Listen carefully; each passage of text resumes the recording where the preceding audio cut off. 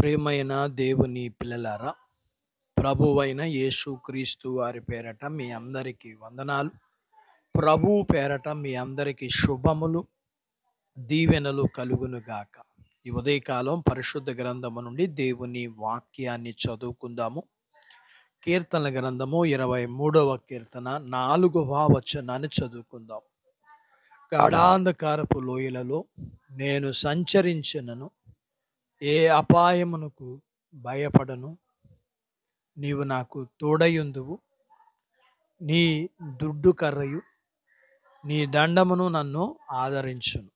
దేవుడు తన మాటలు మనందరి కొరకు దీవించునుగాక. ఆమెన్. ప్రియమైన దేవుని పిల్లలారా, మరణశయ్య మీద ఉండేవారిని నిరీక్షణ కలగజేసే మధురమైన మాటలివి. ఎంతోమంది తమ జీవితపు చివరి గడియలలో ఈ మాటలను చాలా ఇష్టంగా పలుకుతారు.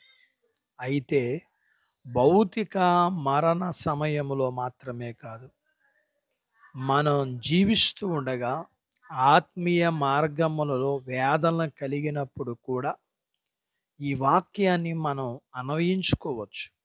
మనలో కొంతమంది పౌలులా ప్రతిరోజు చనిపోతున్న అనుభవం కూడా వెళ్తారు.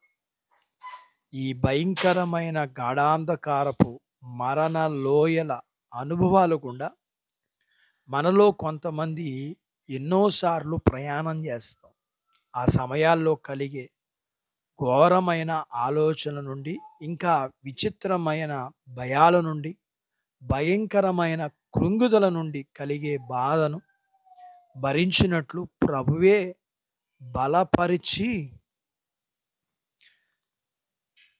బలపరిచారని సాక్ష్యం చెప్పగలం.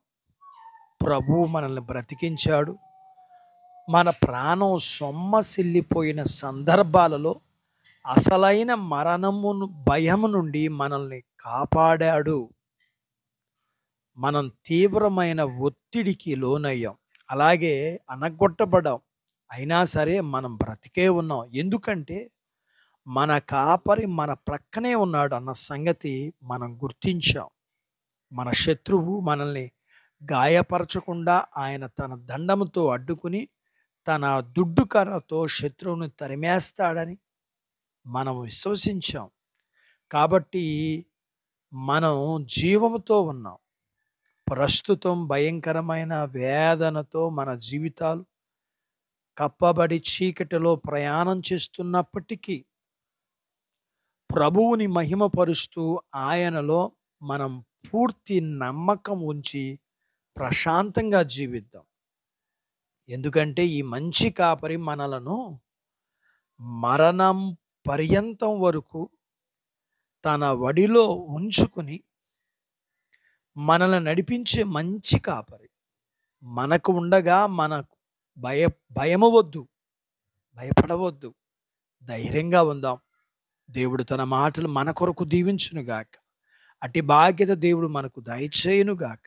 ఆమెను ప్రార్థించుకుందాం. నాతో పాటు ఏకీభవించండి. మమ్మల్ని మిక్కిలిగా ప్రేమించిన మా ప్రియ పరలోకపు తండ్రి, మీ పరిశుద్ధ నామమును బట్టి మీకు వందనాలు. ఈ ఉదయకాలం మీ లేఖనాన్ని మేము నేర్చుకోవడానికి మీరు ఆదరించే దేవుడుగా, అన్ని పరిస్థితుల దగ్గర చివరికి మరణములో కూడా మీరు మమ్మల్ని ఆదరించే దేవుడుగా మీకు నిండు కృతజ్ఞతాస్తుతులు వందనాలు చెల్లిస్తూ, వాక్యం విని నాతో పాటు ఏకీపిస్తున్న పిల్లల కొరకు, వారి జీవితాల్లో ఉండబడిన ప్రతి కష్టం దగ్గర మీ పిల్లల్ని మీరు ఆదరించి నడిపించమని, మీ పిల్లలను కలిగినంతటిని దీవించమని, చిన్న బిడ్డలను, యవనస్తులను, వృద్ధులను, స్త్రీలను, పురుషుల్ని మీరు దీవించమని, వారి చదువుల్లో, ఆరోగ్యాల్లో, ఉద్యోగ ప్రయత్నాలలో, ఉద్యోగాలలో అభివృద్ధి, ఆశీర్వాదాలు మీ పిల్లలను కలిగినంతటిని దీవించమని, చిన్న బిడ్డలను, యవనస్తులను, వృద్ధులను, స్త్రీలను, పురుషులను దీవించమని,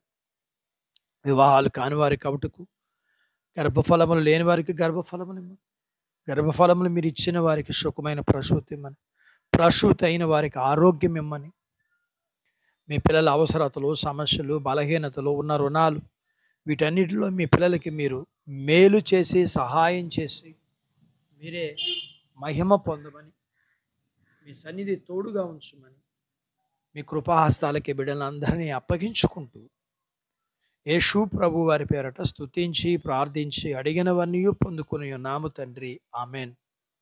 దేవుడు మిమ్మను దీవించునుగాక. ఆమెన్.